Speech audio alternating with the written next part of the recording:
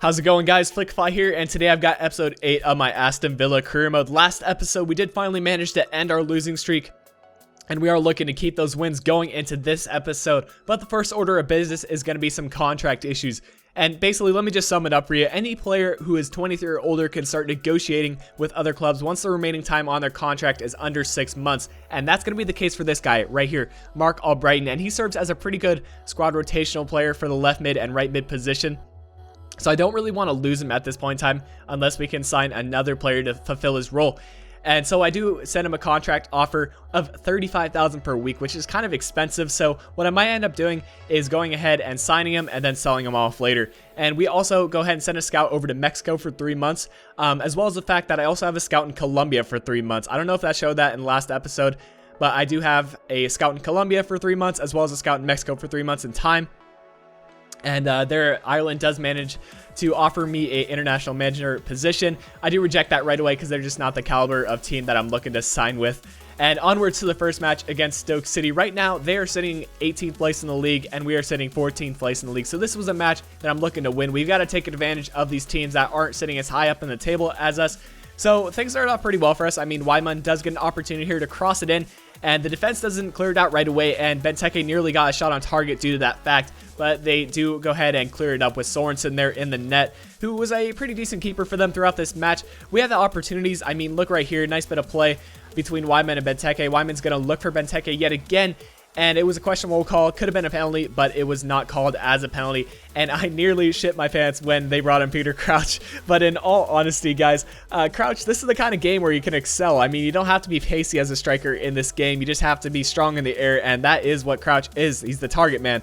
But we were looking for our own crosses. Benteke nearly trying to find a Lahore. Unfortunately, that was cleared out. And on the counterattack, it's going to be Peter Crouch with the counterattack, link it up with Asaidi. And this is a nice bit of play. They're going to find Ireland on the outside, who is on loan from us over at Stoke City. And he finds Ireland yet again. He's looking for the cross on the inside. He manages to find some space, sends in the cross to Peter Crouch. Crouch lays it off to Asaidi, but we do steal it. And we are on the counterattack at this point. Lahore is going to start the counterattack, finally Wyman. Wyman will find Benteke, and Benteke is through on goal right here. He's going to go with a finesse shot, but it is just wide of the post. So that was really unfortunate.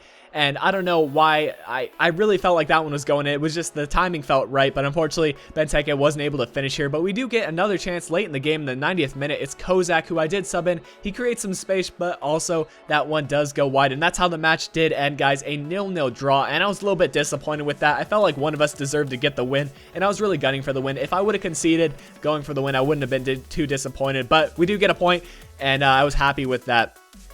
And after the match, I do check my emails, and Mark Brenton does reject our offer. And the reason for that is he wants to know his role. So I guess I put the squad rotational offer on, which is not exactly what I wanted to do because I felt like he would have been inclined to decline it, but he does accept it. So I guess the money's all that really matters to him. He's fine with being a squad rotational player, or maybe he just doesn't feel like he's ready to be a first team player for us. He's a pretty young guy, so to be fair, you know, he still fits in pretty well as a squad rotational player. Well, onwards to the second match of the episode against Crystal Palace. Crystal Palace, not exactly a team that's sitting that high up in the table. I mean, we're sitting 14th place right now, and they're a team that we should be beating. I mean, they just did get promoted just last season, or this season actually. But they did actually start pretty well. Murray nearly getting a goal early on, but luckily for us, that one did go wide, and that would have definitely put a hamper on our game. But in the second shot, they do get a goal here in the 21st minute. So they played extremely well early on in the game. They were passing well, looking to send in crosses and headers, and they do finally get the lead there. And I do not like conceding first, guys. It's just, I feel like I play so much differently, but that just didn't seem to be the case this game. And Lahore steals the ball from their right back, I believe it is, and he's going to send it across, looking for Christian Benteke, and Benteke getting a header goal. It's been quite a while since he got one of those, and he does pick up his 9th league goal right there to tie things up 1-1 right there before halftime in the 39th minute. So I was happy with that. You know, once we're even, I felt like I definitely have the advantage. And here, Luna going to be working his way up. Nice bit of passing from the team. Delph is going to find Kozak. Kozak is going to be looking for Wyman. And Wyman has an opportunity to go ahead and get a goal for himself. Look at that dribbling from him. And the finesse shot into the back of the net. Picking up his first goal this season. And what a goal it was. A nice bit of play. And I was super happy for him to get on the board for the season. Here, late in the game, I was a little bit worried they might get a free kick goal. I think it deflected one of our defenders as well. But Guzan did manage to hold on. And we we get the victory right there, 2-1. So we pick up 3 points right there against Crystal Palace off a great goal from Weidman, and I was extremely happy with that. I can't say it enough, guys. But our last match of the episode is going to be against Swansea City, and Swansea is a team I had a lot of trouble with in FIFA 13 just because they're so passing oriented, and it's still passing is just so strong in this one, or in this FIFA, and they're sitting 14th place in the league. We did move up to the 13th place position after that win, so this is a really tight match. I mean, if we can win it, we can continue to move ourselves up in the league table. But Shelvey was just the dominant player early on in the match. He nearly got a goal early on, and he was a little bit disappointed not to have scored that one, but he just continued to be in the box, and this time around, he's not going to miss from there. He finesses that one into the back of the net in the 29th minute to give Swansea the 1-0 lead, and things were just not working for us yet again.